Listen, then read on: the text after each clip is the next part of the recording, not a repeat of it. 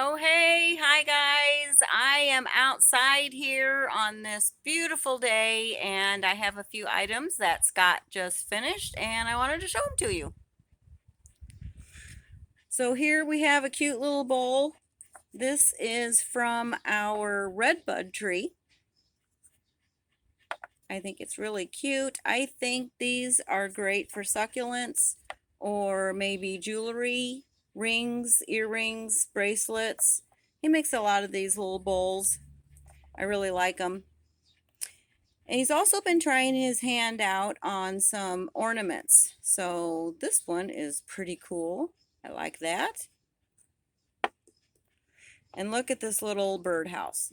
So cute. I love it. So maybe he'll be making some more of those. I have a feeling that our Christmas tree this year is going to have a lot of these wooden ornaments. Just a hunch. And here is another segmented bowl that he just finished. Look at that, guys. I love it. That's a pretty good sized bowl, too. There's Lacey.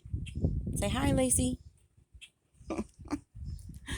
Anyway, I just wanted to get on here and show you some of these. And thanks for watching, guys. We super appreciate it. And we'll see you next time.